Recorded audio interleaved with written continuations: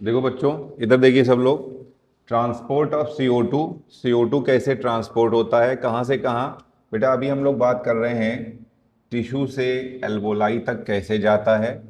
तो 4 ml CO2 पर 100 ml blood is carried to alveoli. बेटा कल आपको बताया था 100 ml ब्लड में ऑक्सीजन कितनी कैरी करता है। हाँ, 20 ml ऑक्सीजन कैरी करता है। जबकि नॉर्मल जो रेस्टिंग स्टेज है, नॉर्मली जो आपको डिलीवर कितनी करता है, डिलीवर 5 ml और रिटर्न कर देता है 15 ml। बट जब आप एक्सरसाइज करते हो, एक्सरसाइज के समय कितनी डिलीवर करता है, 15 ml या 15 ml, और रिटर्न कितनी कर देगा, 5 ml। ठीक है। आइए, तो यहाँ पे CO2 की बात कर रहे हैं। तो 100 ml ब्लड कैरी करता है 4 ml CO2। अब देखिए यहाँ पे टिश्यू लेवल पे कैसे, ये क्वेश्चन काफी इंपॉर्टेंट आया हुआ है। कितने परसेंट CO2 डिजोल्व होके जाती है प्लाज्मा में। तो प्लाज्मा में डिजोल्व होकर के 7% CO2 जाती है, ध्यान रखिएगा। 7% CO2 प्लाज्मा में डिसॉल्व होकर के जाती है। 23% CO2 हीमोग्लोबिन के साथ जुड़ जाती है। और कार्बेमिनो हीमोग्लोबिन, ये आरबीसी में होती है, ये रिएक्शन आरबीसी में होगी। तो 23% CO2 हीमोग्लोबिन के साथ जुड़ करके कार्बेमिनो हीमोग्लोबिन बनाती है, ध्यान रखेंगे। सबसे ज्यादा क्वेश्चन पूछा जाएगा मैक्सिमम अमाउंट ऑफ CO2। सबसे ज्यादा CO2 को कौन ट्रांसपोर्ट करता है, तो बाई कार्बोनेट के फॉर्म में ट्रांसपोर्ट होती है। कैसे, CO2 प्लस वाटर, ये आपका कार्बोनिक एसिड बनेगा। बेटा देखो, ये रिएक्शन जो है प्लाज्मा में भी होती है, आरबीसी में भी होती है। बट इसके लिए सबसे ज्यादा जो है कार्बोनिक एनहाइड्रेस, ये बेटा एनसीईआरटी की लाइन है। कार्बोनिक एनहाइड्रेस इस रिएक्शन को 10 मिलियन टाइम्स जो है इंक्रीज कर देता है, कैटलाइज करता है, ध्यान रखिएगा। और जिंक आयन क्वेश्चन पूछा जाएगा, कौन सा एंजाइम और कौन सा आयन इसको इनहेंस करता है, इसे कैटलाइज करता है। तो यहाँ पे जिंक आयन और कार्बोनिक एनहाइड्रेस बाइकार्बोनिक एसिड के फॉर्मेशन को कैटलाइज करता है। इसका कुछ अमाउंट प्लाज्मा में भी होता है, मगर ये मेनली आरबीसी में पाया जाता है। इसलिए ये रिएक्शन जो है ज्यादातर मेनली जो है आरबीसी में होगी, मेजर फॉर्म में आरबीसी में होगी, तभी ये आरबीसी बना हुआ है। तो क्या क्या बताया, 7%, 7% CO2 जो है ये डिजोल्व फॉर्म में जाएगा। कहाँ डिजोल्व होकर के, प्लाज्मा में। 23% CO2 जो है ये कार्बेमिनो हीमोग्लोबिन के फॉर्म में जाएगा। और 70% CO2 कैसे जाएगा, बाई का ये कार्बोनिक एसिड बनाएगा। अब बेटा ये जो कार्बोनिक एसिड होता है ना, इससे ये H+ निकल जाएगा और ये H+ हीमोग्लोबिन रिसीव करेगा। बेटा याद रखिएगा, जब कोई H+ लेता है तो उसको हम लोग रिडक्शन कहते हैं। ये H+ लेकर के रिड्यूस्ड हीमोग्लोबिन हो जाएगा, समझे। तो H+ के बाद ये बाइकार्बोनेट आयन बन जाएंगे। देखिए बेटा, बाइकार्बोनेट आयन ये बाहर आ जाएंगे प्लाज्मा में।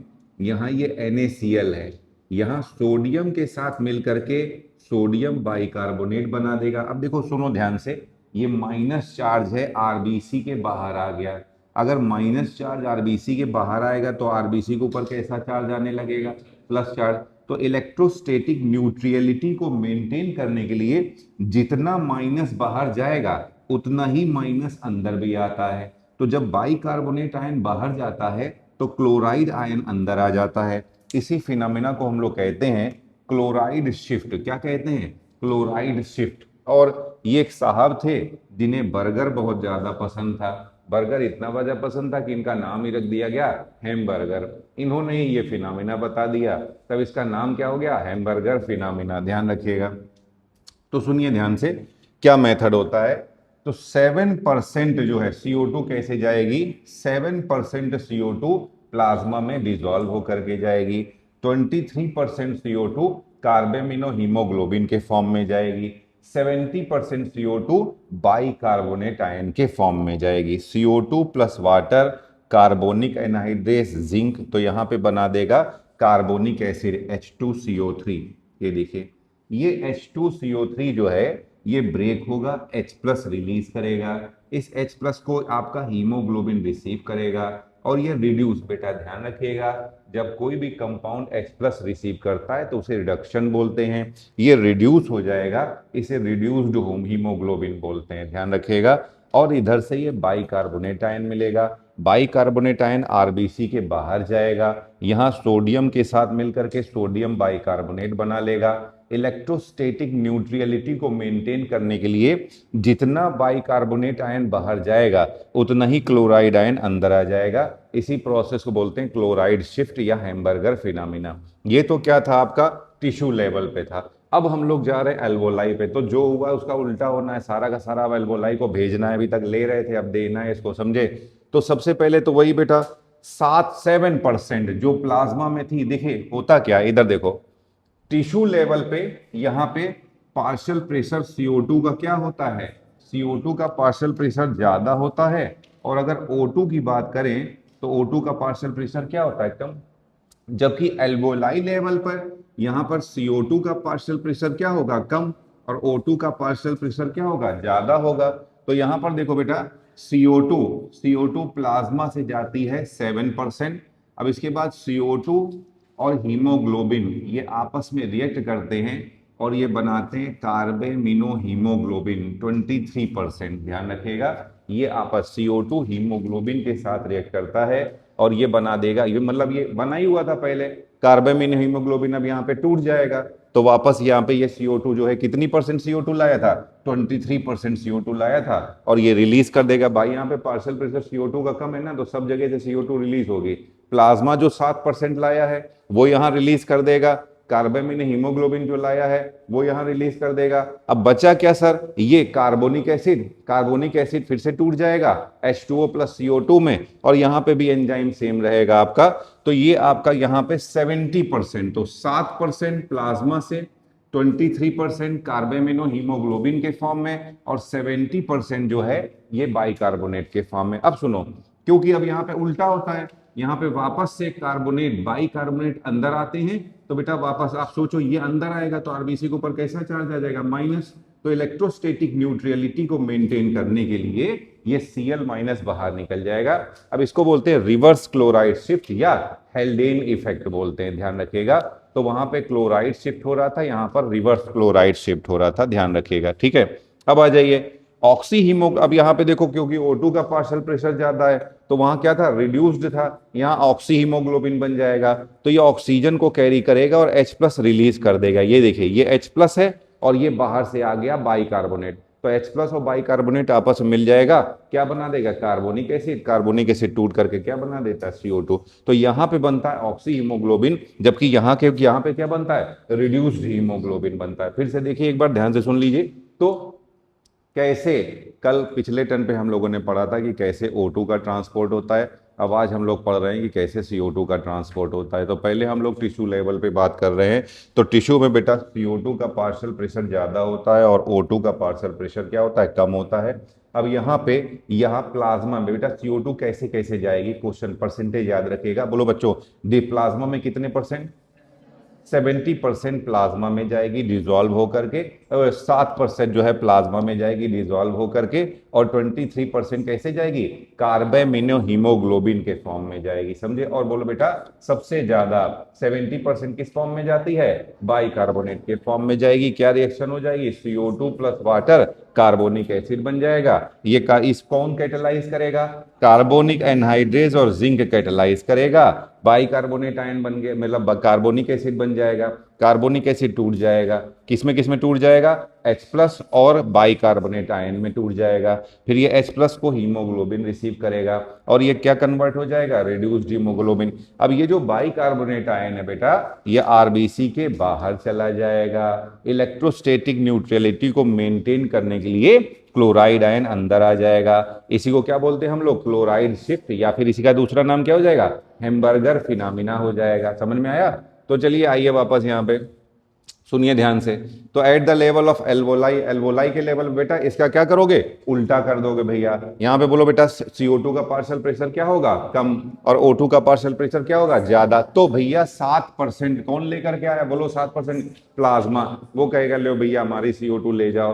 फिर हीमोग्लोबिन कैसा था, कार्बेमिनो हीमोग्लोबिन, वो 23% आया था, वो भी बोलेगा लो भैया ले जाओ। अब यहाँ पे देखिए ये जो रिड्यूस्ड हीमोग्लोबिन था ये ऑक्सीजन के साथ मिलकर के ऑक्सी हीमोग्लोबिन बनाएगा, ये H+ रिलीज करेगा और बाइकार्बोनेट आयन वापस आरबीसी में आ जाएगा, कार्बोनिक एसिड बनाएगा। कार्बोनिक एसिड जो है ब्रेक हो जाएगा, यहां से 70% CO2 ये है रिलीज करेगा। जब ये माइनस अंदर आ जाएगा, बाइकार्बोनेट अंदर आएगा, तो यहाँ आरबीसी के ऊपर माइनस चार्ज आने लगेगा। तो इलेक्ट्रोस्टैटिक न्यूट्रलिटी को मेंटेन करने के लिए Cl- बाहर चला जाएगा। अब इसी को क्या बोलेंगे हम लोग, रिवर्स क्लोराइड शिफ्ट बोलेंगे या फिर हेल्डेन्स इफेक्ट बोलेंगे। फिर बोलें देखिए आप ही बताइए, यहां लिख दिया मैंने ऑक्सी हीमोग्लोबिन। अब ये बोल रहे हैं एसिडिक, क्योंकि बेटा जब ये ऑक्सी हीमोग्लोबिन बन रहा है तो ये क्या रिलीज कर रहा है, H+। तो आपसे क्वेश्चन पूछ लिया जाए कि ऑक्सी हीमोग्लोबिन कैसा होता है नेचर में, तो एसिडिक होता है नेचर में, ठीक है। नेक्स्ट आ जाइए, कार्बेमिनो हीमोग्लोबिन कैसे बनता है। ये जो CO2 होता है ये एमीन पार्ट के साथ जुड़ता है, ध्यान रखिएगा। एमीन, बेटा एमीन क्या है, बेटा ये सुन लीजिए, ये जो ग्लोबिन है ना, ग्लोबिन प्रोटीन होती है। कोई भी जो प्रोटीन होती है वो अमीनो एसिड से बनी होती है, और जितने अमीनो एसिड होते हैं ध्यान रखिएगा, अगर कोई अमीनो एसिड है तो सभी अमीनो एसिड में ना दो पार्ट होते हैं, सभी अमीनो एसिड में दो पार्ट होते हैं, ध्यान रखिएगा। एक तो ये बेसिक ग्रुप NH2 और दूसरा ये COO- होता है, ध्यान रखिएगा। सारे के सारे अमीनो एसिड में क्या होते हैं, दो पार्ट होते हैं, एक तो कार्बोक्सिलिक एसिड और दूसरा NH2। तो ये देखिए ये भी जो ग्लोबिन प्रोटीन है ना, उसमें भी कोई एमीन पार्ट होगा, NH2 पार्ट होगा। तो कार्बेमिनो हीमोग्लोबिन कब बनता है, जब CO2 ग्लोबिन प्रोटीन के एमीन पार्ट के साथ जुड़ती है, जाकर के ध्यान रखिएगा, जब CO2 ग्लोबिन प्रोटीन के अमीन पार्ट के साथ जुड़ती है। नेक्स्ट देखिए, वो अभी बता ही दिया, बोलो बच्चों सबसे ज्यादा CO2 का ट्रांसपोर्ट किस फॉर्म में होता है, तो ये बाइकार्बोनेट की, ये क्वेश्चन आया हुआ है भैया, सबसे ज्यादा CO2 का ट्रांसपोर्ट जो है बाइकार्बोनेट के फॉर्म में होता है, और 7% जो है प्लाज्मा में डिजोल्व फॉर्म में होता है, और 70% जो है वो बाइकार्बोनेट के फॉर्म में होता है, समझे। आ जाइए यहाँ पे फिर कार्बोनिक एनहाइड्रेस, कार्बोनिक एनहाइड्रेस क्या होता है, वहां पे आरबीसी में पाया जाता है, ध्यान रखिएगा। मैक्सिमम CO2, बस यहाँ पे ये लिख लीजिए, मैक्सिमम CO2 का ट्रांसपोर्ट किस फॉर्म में होता है, तो ये आपका बाइकार्बोनेट के फॉर्म में होता है, प्लाज्मा में 7% डिजोल्व फॉर्म में होता है। लिख लीजिए यहाँ पे मैक्सिमम CO2 ट्रांसपोर्ट, क्वेश्चन आएगा मैक्सिमम CO2 ट्रांसपोर्ट,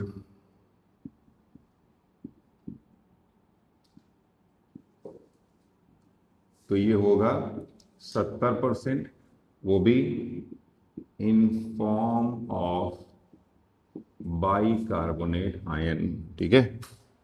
चलिए नोट करिए इसको। तो ये देखिए दूसरी गैसेस का हीमोग्लोबिन के ऊपर क्या इफेक्ट पड़ता है। देखो बेटा मैंने आपको बताया था, अच्छी चीजें देखो, हम लोग कितना अच्छे से कितना मेहनत से पढ़ते हैं, है ना, 3-3 4-4 घंटे क्लास, मतलब 8 बजे से 2 बजे तक क्लास करते हैं, है ना।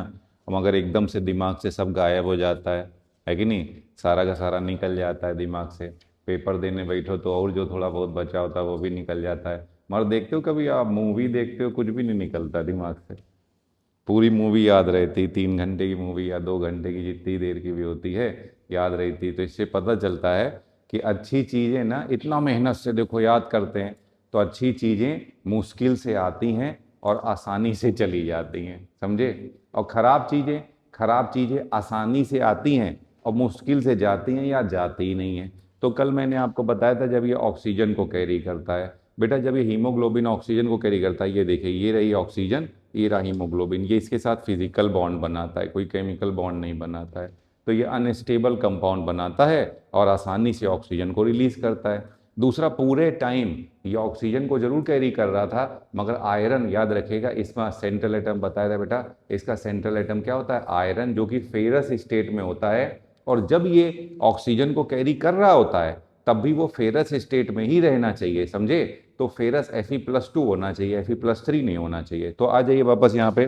तो कल आपको बताया था बेटा देखो, कार्बन मोनोऑक्साइड खराब चीज है ना, बुरी चीज है, तो सोचो उसकी देखो जुड़ने की टेंडेंसी कितने गुना होती है, 250 गुना, 250 टाइम्स होती है बेटा। ये भी क्वेश्चन आया हुआ है कि कार्बन मोनोऑक्साइड की हीमोग्लोबिन से जुड़ने की टेंडेंसी कितने गुना होती है, तो 250 गुना होती, 250 टाइम्स होती है। और दूसरा भैया देखो, एक तो जुड़ने की बताए ना, बुरी चीजें जल्दी आ जाती हैं, जल्दी आ जाती हैं और जाती ही नहीं है, या तो देर से जाती हैं। तो देखो जुड़ने की एक तो टेंडेंसी ज्यादा होती है, और दूसरा ये देखो स्टेबल कंपाउंड बनाता है। जबकि ऑक्सीजन जब हीमोग्लोबिन के साथ जुड़ती है तो वो अनस्टेबल कंपाउंड बनाती है, तो ये एक स्टेबल कंपाउंड बनाता है, इसको बोलते हैं कार्बोक्सी हीमोग्लोबिन। तो ध्यान रखिएगा, अगर कार्बन मोनोऑक्साइड, पहले तो बताया था बेटा, कार्बन मोनोऑक्साइड की सॉल्युबिलिटी कितनी होती है, 250 टाइम्स ऑफ ऑक्सीजन, ऑक्सीजन के रेस्पेक्ट में 250 टाइम्स मोर सॉल्युबल, ध्यान रखिएगा।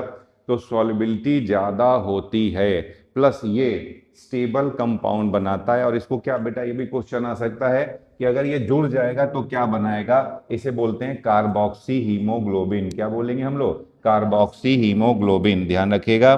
Prevent the binding of O2, अब क्या होगा, अब जब ये जुड़ गया तो हीमोग्लोबिन की O2 के साथ जुड़ने की टेंडेंसी को रोक देगा, और इसी को बोलते हैं कार्बन मोनोऑक्साइड पॉइजनिंग। इसको अगर ट्रीट ना किया जाए, ट्रीटमेंट ना किया जाए, तो हो जाएगी डेथ, कार्बन मोनोऑक्साइड से डेथ हो सकती है, समझे।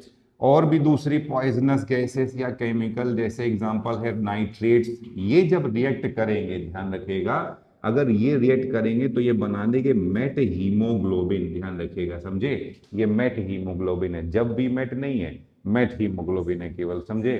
तो ये कह रहे हैं यहाँ पर कि ये मेट हीमोग्लोबिन बना देगा। मेट हीमोग्लोबिन का मतलब क्या होता है, मेटालिक हीमोग्लोबिन। बताया था ना, पूरे टाइम मैं बता रहा हूं बेटा कि यहाँ पे ऑक्सीजन को ये कैरी करता है, बट ये फेरस का फेरस ही रहता है, कभी इसे फेरिक नहीं होना चाहिए। तो यहाँ पे देखिए ये फेरस था और कन्वर्ट हो जाता है फेरिक में, जब ये ऐसी पॉइजनस गैसेस या ऐसे केमिकल जैसे नाइट्रेट के साथ रिएक्ट करता है। यहाँ पे भी ऑक्सीजन जुड़ती है, मगर एक्चुअली में O- या आयनिक फॉर्म में रहती है, ये ऑक्सीजन जो है आयनिक फॉर्म में रहती है, और ये इसके साथ स्टेबल कंपाउंड बना लेगी। तो इसकी ऑक्सीजन को कैरी, जितना Fe+3 बन जाएगा वो बेकार होता जाएगा, उसकी ऑक्सीजन को कैरी करने की कैपेसिटी कम हो जाएगी। जब कंटिन्यूली आपको ऑक्सीजन कम मिलने लगेगा ना, तो ये नेल्स जो है नीले नीले, हल्के से नीले नीले ग्रेइश टाइप के होने लगेंगे, लिप्स जो है हल्के से नीले होने लगेंगे। इसी कंडीशन को साइनोसिस बोलते हैं, ध्यान रखिएगा। तो लगातार जो है ऑक्सीजन की कमी होने के कारण साइनोसिस हो जाता है, नेल्स और पेरिफेरल पार्ट में हल्का सा ब्लू कलर आ जाता है। तो दो पॉइजनस गैसेस के बारे में बताया। पहला क्या है, कार्बन मोनोऑक्साइड। कार्बन मोनोऑक्साइड अगर मिलेगा किसके साथ, हीमोग्लोबिन के साथ, तो ये बना देगा कार्बोक्सी हीमोग्लोबिन। ये एक स्टेबल कंपाउंड होता है। कार्बन मोनोऑक्साइड की हीमोग्लोबिन से जुड़ने की टेंडेंसी कितनी होती, 250 गुना ज्यादा होती है, समझ में आया ना आपके। और ये स्टेबल कंपाउंड होता है, अगर ये जुड़ जाएगा तो इसकी ऑक्सीजन कैरिंग कैपेसिटी घट जाएगी, अगर प्रॉपरली ट्रीट ना किया जाए तो इससे डेथ हो सकती है, इसे कार्बन मोनोऑक्साइड पॉइजनिंग बोलेंगे। दूसरी पॉइजनस गैसें या केमिकल जैसे नाइट्रेट्स हैं, अगर ये रिएक्ट कर जाएंगे तो आयरन को Fe+2 से Fe+3 में कन्वर्ट कर देंगे। जब हीमोग्लोबिन का आयरन Fe+2 से Fe+3 में कन्वर्ट हो जाएगा, तब इसी को मेटालिक हीमोग्लोबिन या मेट हीमोग्लोबिन बोलते हैं। अब इसकी ऑक्सीजन कैरी करने की क्षमता और कम हो जाएगी, और लगातार अगर आपको कम ऑक्सीजन मिलता रहेगा या बॉडी को कम ऑक्सीजन मिलेगा तो नेल्स और पेरिफेरल पार्ट में हल्का सा ब्लू कलर आने लगेगा। इसी को हम लोग साइनोसिस कहते हैं, ठीक है। चलिए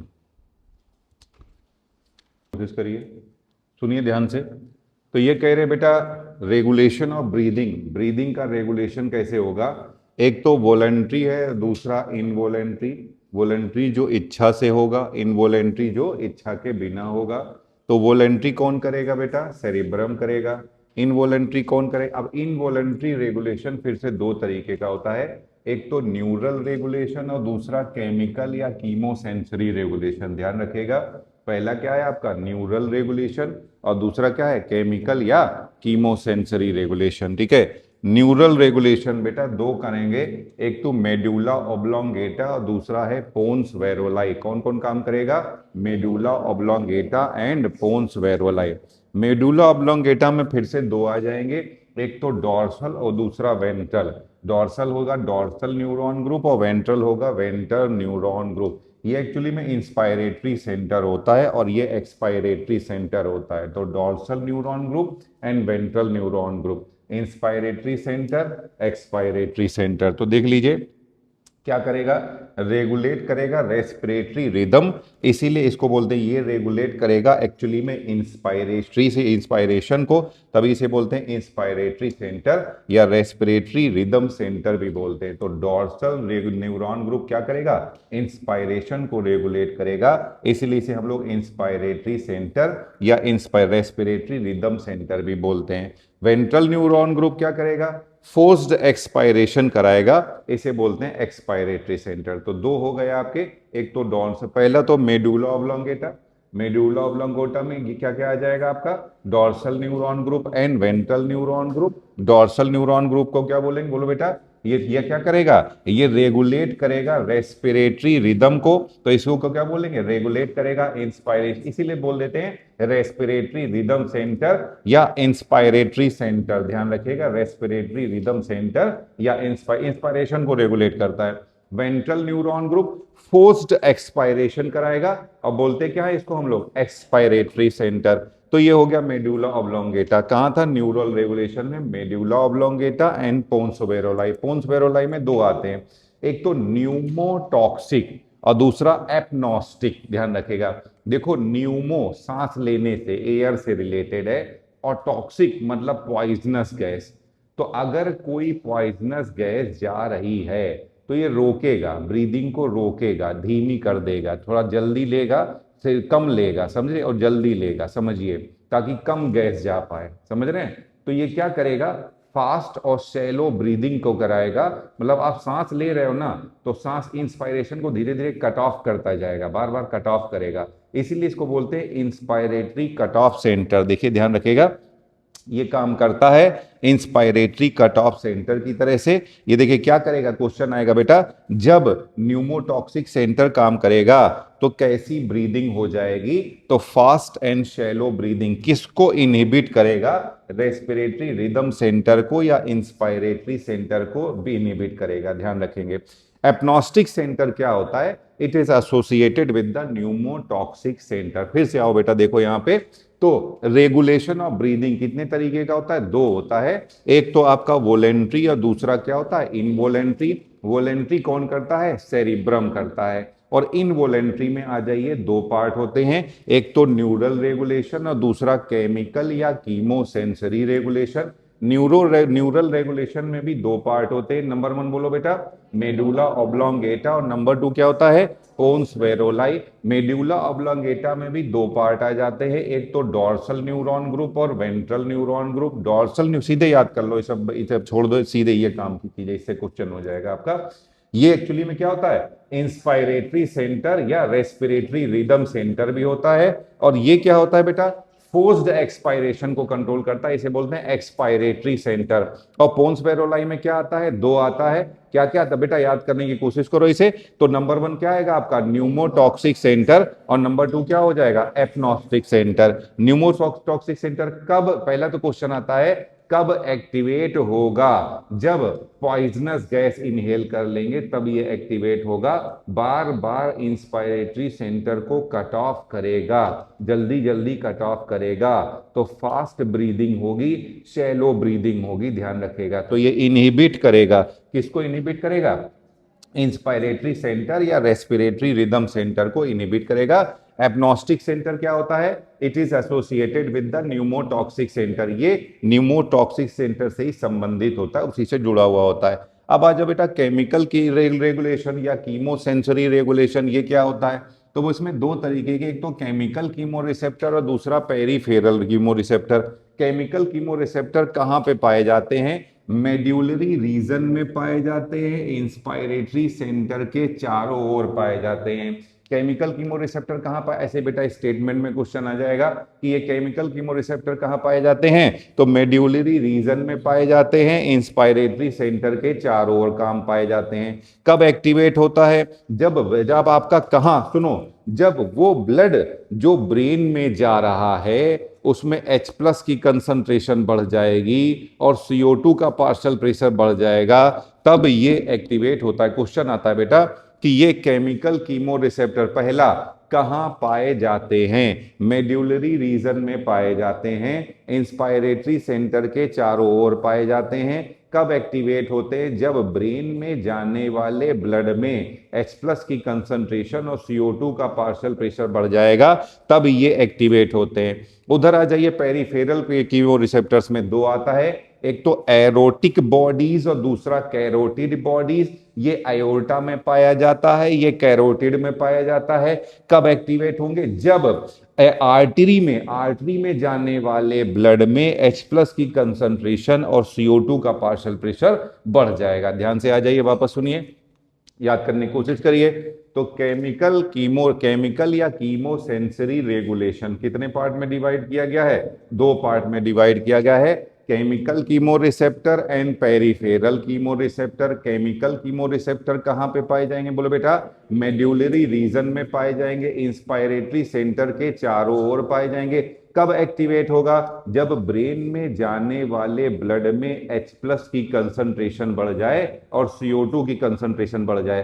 पेरिफेरल कीमो रिसेप्टर में कौन कौन से आते हैं? दो, एक तो एरोटिक बॉडीज और दूसरा कैरोटिड बॉडीज। एरोटिक बॉडीज कहाँ पे पाया जाता है? आयोर्टा में। कैरोटिड बॉडीज कहाँ पाया जाता है? कैरोटिड में पाया जाता है। कब एक्टिवेट होता है? जब आर्टरी के ब्लड में H+ की कंसंट्रेशन और पार्शियल प्रेशर CO2 का बढ़ जाएगा। फिर से देखो बेटा, पूरा याद करने की कोशिश करिए। दो तरीके का रेगुलेशन होता है। नंबर 1 पहला कैसा होता है? वॉलंटरी। और दूसरा कौन सा होता है? फिर से बोलो, कितने तरीके का रेगुलेशन होता है? दो तरीके का। नंबर 1 बोलो, पहला क्या होगा आपका? वॉलंटरी। और दूसरा क्या होगा? वॉलंटरी। कौन रेगुलेट करेगा? अब इनवॉलेंट्री में आ जाइए, तो फिर से ये दो तरीके का होता है, एक तो न्यूरल और दूसरा केमिकल। केमिकल को कीमो सेंसरी भी बोलते हैं। न्यूरल में आ जाइए, न्यूरल फिर से दो पार्ट में डिवाइडेड होता है। नंबर 1 बोलो मेडुला ऑब्लोंगेटा और नंबर 2 बोलो पोन्स वेरोलाई। मेडुला ऑब्लोंगेटा पे आ जाइए, दो पार्ट होते हैं, एक तो डॉर्सल और दूसरा वेंट्रल। तो dorsal neuron group and ventral neuron group. Dorsal neuron group को क्या बोलते हो? इंस्पायरेटरी सेंटर या रेस्पिरेटरी रिदम सेंटर। और वेंट्रल न्यूरॉन ग्रुप को क्या बोलते हो बेटा आप? Expiratory centre. अब इधर आ जाइए आप, एक्सपायरेटरी सेंटर है, यहां आ जाइए पोन्स वेरोलाई। पोन्स वेरोलाई में बेटा दो होते हैं, एक तो न्यूमोटॉक्सिक सेंटर और दूसरा एपनॉस्टिक सेंटर। न्यूमोटॉक्सिक सेंटर बेटा क्या होता है? सुनो ध्यान से। कब, पहला क्वेश्चन है कब एक्टिवेट हो, बस दो क्वेश्चन है, कब एक्टिवेट होता है और क्या काम करता है? समझिए, एक्टिवेट कब होता है? जब आपके पास पॉइजनस गैस इनहेल कर लेंगे। क्या काम करेगा? बार बार कट करेगा, इंस्पायरेटरी सेंटर को इनहिबिट करेगा, यानी कि ब्रीदिंग को कैसी बना देगा? Fast and shallow breathing. Apneustic centre क्या होता है? It is associated with the pneumotaxic centre. फिर से देखो बेटा, इतना याद करने की कोशिश करो। पहले तो बोलो कितने तरीके का कंट्रोल होता है? दो, एक तो आपका इनवॉलंटरी, एक तो इनवॉलंटरी और दूसरा वॉलंटरी। वॉलंटरी कौन करेगा? सेरिब्रम करेगा। ध्यान रखिएगा, इनवॉलंटरी में आ जाइए, कितने तरीके का होता है? दो तरीके का होता है। नंबर 1 बोलो न्यूरल, नंबर 2 बोलो केमिकल या कीमो सेंसरी। समझे? तो न्यूरल में आ जाइए, न्यूरल फिर से कितने तरीके का होता है? दो। नंबर 1 बोलो मेडुला ऑब्लोंगेटा और नंबर 2 बोलो पोन्स वेरोलाई। मेडुला ऑब्लोंगेटा में भी फिर से दो पार्ट हो जाएंगे। नंबर 1 बोलो डॉर्सल न्यूरॉन ग्रुप और नंबर 2 बोलो वेंट्रल न्यूरॉन ग्रुप। समझे? डॉर्सल न्यूरॉन ग्रुप में कौन सा सेंटर पाया जाएगा? इंस्पायरेटरी सेंटर या रेस्पिरेटरी रिदम सेंटर। और वेंट्रल न्यूरॉन ग्रुप में क्या पाया जाएगा? फोर्स्ड एक्सपायरेशन के समय काम करेगा, एक्सपायरेटरी सेंटर भी बोलते हैं। और उधर आ जाइए दूसरा पोन्स वेरोलाई में। पोन्स वेरोलाई में दो पाए जाते हैं। नंबर 1 बोलो न्यूमोटॉक्सिक सेंटर और नंबर 2 बोलो एपनॉस्टिक सेंटर। न्यूमोटॉक्सिक सेंटर कब कब काम करता है? क्या काम करता है? तो तब काम करता है जब पॉइजनस गैस आप इनहेल कर लेंगे। क्या काम करेगा? बार बार कट करेगा इंस्पायरेटरी सेंटर को, तो ब्रीदिंग कैसी हो जाएगी? Fast and shallow breathing. Apneustic centre it is associated with the pneumotaxic centre. अब आ जाइए केमिकल या कीमो सेंसरी रेगुलेशन, फिर से दो पार्ट में डिवाइड किया गया है। नंबर 1 आ जाओ, chemical chemo receptor and peripheral. फिर से बोलो कितने पार्ट में डिवाइड किया गया है? दो पार्ट में डिवाइड किया गया है, chemical chemo receptor and peripheral chemo receptor. Chemical chemo receptor कहां पाया? पहला तो कहाँ पाया जाएगा? मेड्यूलरी रीजन में, इंस्पायरेटरी सेंटर के चारों ओर पाया जाएगा। कब एक्टिवेट होगा? जब ब्रेन में जाने वाले ब्लड में H+ की कंसंट्रेशन और CO2 की कंसंट्रेशन बढ़ जाएगी। इधर आ जाइए, पेरिफेरल कीमोरिसेप्टर में कौन से होते हैं? दो। Number 1 aortic bodies, number 2 carotid bodies. ये अयोर्टा में पाया जाता है, ये कैरोटिड में पाया जाता है। कब एक्टिवेट होगा? जब आर्टरी में जाने वाले ब्लड में H+ की कंसंट्रेशन और पार्शियल प्रेशर CO2 का क्या होगा? बढ़ जाएगा। अब यहां आ जाइए, बोल रहे हैं नोट, दोनों के दोनों सेंट्रल एंड पेरिफेरल कीमोरिसेप्टर दोनों के दोनों क्या करते हैं? भैया एक बात बताओ, ये क्या दोनों में क्या हो रहा है? CO2 बढ़ रहा है ना, तो ये CO2 घटाना है। CO2 घटाना है तो ज्यादा सांस लेना पड़ेगा। तो बस दोनों किसको ही नहीं, मतलब किसको एक्टिवेट करेगा? रेस्पिरेटरी से रिदम सेंटर को या इंस्पायरेटरी। तो क्वेश्चन आ जाए दोनों के दोनों किसको एक्टिवेट करेंगे? अरे अगर भूल जाओ ना तो ये याद रखो, ये एक्टिवेट हो ही कब रहे हैं? जब CO2 बढ़ रहा है।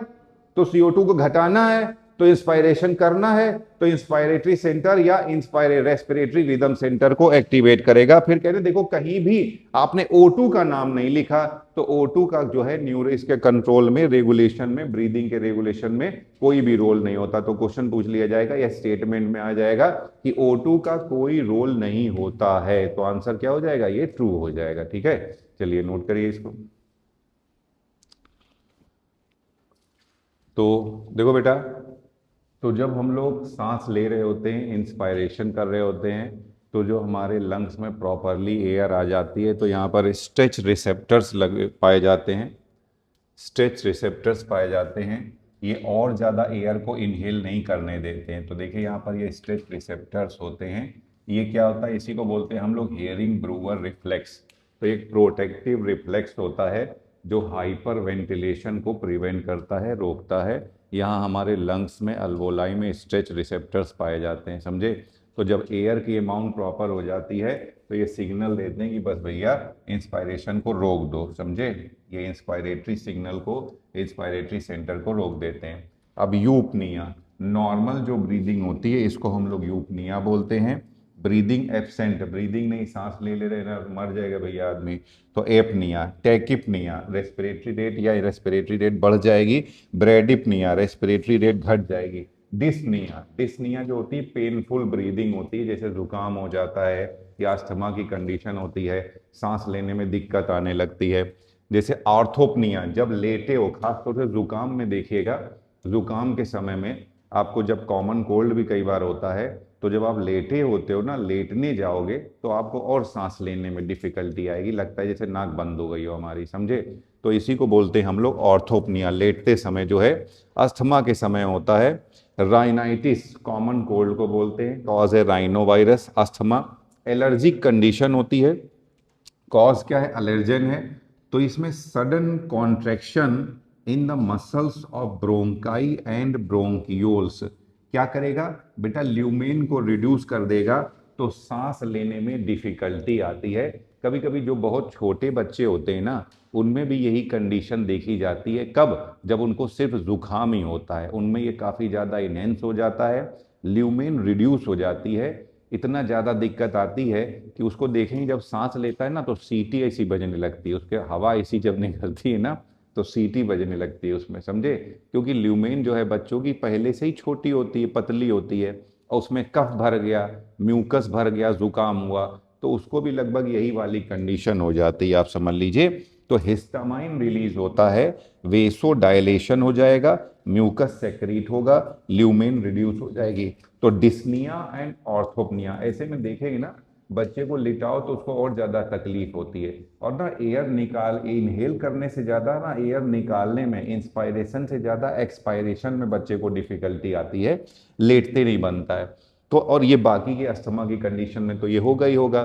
तो उस समय ट्रीटमेंट दिया जाता है, दवाएं दी जाती हैं, एंटी हिस्टामाइन दिया जा सकता है, कॉर्टिकोस्टेरॉइड दिया जाता है, ब्रोंको डायलेटर्स दिए जाते हैं। आपने देखा होगा छोटे बच्चों को ऐसे मुंह में लगा दिया जाता है, नेबुलाइजर होता है, नेबुलाइज किया जाता है, उसमें वेपर ऐसी निकलती रहती, मेडिसिन डाली जाती है, तो ये रिलैक्स कर देती है। ये जो आपके यहाँ पे स्टिमुलेट हो गया है ना ब्रोंकाई, आपका ल्यूमेन रिड्यूस हो गई है, तो ये इसको रिलैक्स कर देती है और ये आपकी ल्यूमेन फिर से नॉर्मल हो जाएगी, तब उसको सांस लेने में प्रॉब्लम नहीं होती, बच्चे को आराम मिल जाती है, समझे।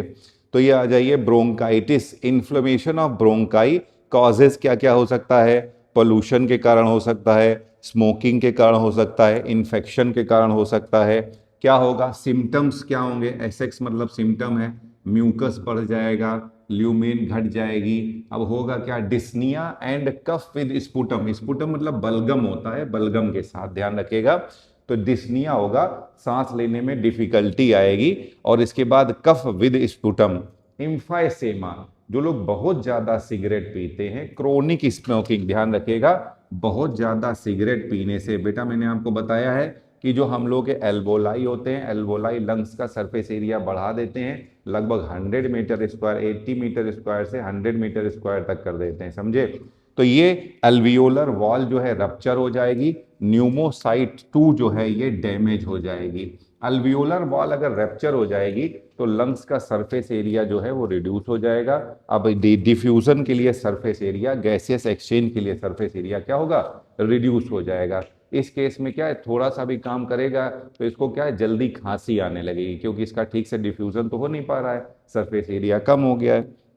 ऑक्यूपेशनल लंग डिजीज में न्यूमोकोनियोसिस, जो कोल माइन के वर्कर है ना, इनके लिए ये होता है कि भैया मास्क लगा के ही काम करें, बट इतना तो मास्क दिया नहीं जाता है, तो धीरे धीरे ना कोल का जो पार्टिकल है, डस्ट पार्टिकल है, ये अंदर से के लंग्स में डिपॉजिट होने लगते हैं और ये कंडीशन क्रिएट करते हैं। सीमेंट फैक्ट्री में आप कभी भी देखिएगा, अगर घर में सीमेंट की एक बोरी पटकी जाए तो कितनी सीमेंट की डस्ट निकलती है, तो सोचो जो फैक्ट्री में काम करते होंगे तो उनको कितनी ज़्यादा डस्ट जाती होगी। ये डस्ट जो है सीधे लंग्स में घुसती जाती है। अब ऐसा तो है नहीं कि लंग्स निकाल के रोज साफ कर लिया जाता होगा, पानी से धो देते हैं हम लोग, ऐसा तो कोई रास्ता नहीं है, समझे। सिलिकॉसिस, जो ग्लास फैक्ट्री वर्कर होते हैं उनमें ये प्रॉब्लम होती है। बाइसिनोसिस, कभी देखेगा आप जहाँ ना ये रुई का गद्दा बनाता है, वो देखेंगे मशीन चलाते हैं ये लोग, तो काफी ना रुई के पतले पतले रेशे एयर में उड़ने लगते हैं, तो वो मुंह बांध के करता है, अगर आप देखेंगे ना मुंह पे वो लोग कपड़ा बांधते हैं। तो ये जो रुई के पतले पतले फाइन फाइबर्स होते हैं ना, महीन फाइबर, ये भी नाक के थ्रू अंदर जा सकते हैं और ये क्रिएट करते हैं बाइस्टोनोसिस। तो इन फैक्ट्री में काम करने वाले वर्कर अगर ठीक से ध्यान ना दें तो उनमें भी ये वाले सिम्टम्स पाए जा सकते हैं, ठीक है। तो ये चैप्टर अब अपना कंप्लीट हो गया है। क्या डेट, 25, क्या टाइम हो रहा है, हम्म, ये लीजिए, ठीक है, चलो।